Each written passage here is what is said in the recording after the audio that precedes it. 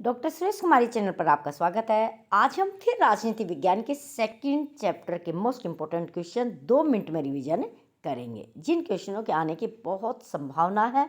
आज का दिन आपके पास है, आप जितना चाहे शाम तक इनको रिवीजन कर लीजिएगा। चलिए, कांग्रेस को छाता संगठन किसने कहा था? पामर ने कहा था।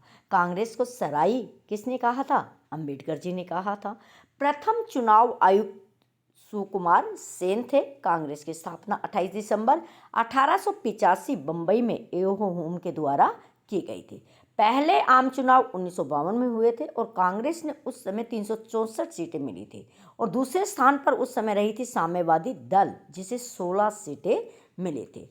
भारतीय कम्युनिस्ट पार्टी की स्थापना 1924 में हुई थी और 1964 में इसका विभाजन हो गया था, क्योंकि 1962 में भारत और चीन का युद्ध हुआ था। उसके तुरंत बाद इसका विभाजन हो गया था। भारतीय जनसंघ की स्थापना 1951 में हुई थी, डॉक्टर श्यामा प्रसाद मुखर्जी के द्वारा की गई थी। इसी से आगे चल के भारतीय जनता पार्टी 1980 में बनी थी।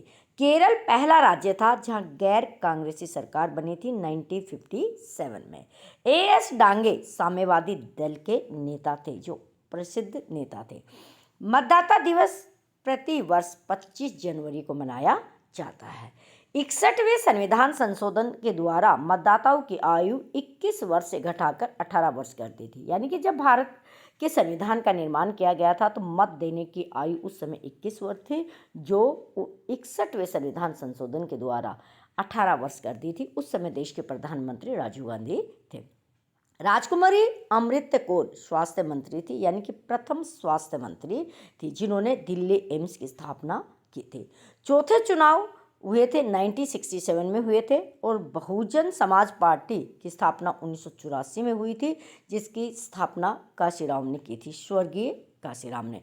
वर्तमान समय में अध्यक्ष मायावती है। भारतीय जनता पार्टी का गठन 1980 में हुआ था।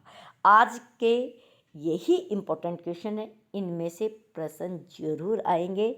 आप एक नज़र में इनको रिवीजन कर लीजिएगा। Thanks for watching. स्वस्थ रहिए, व्यस्त रहिए, मस्त रहिए। Best of luck.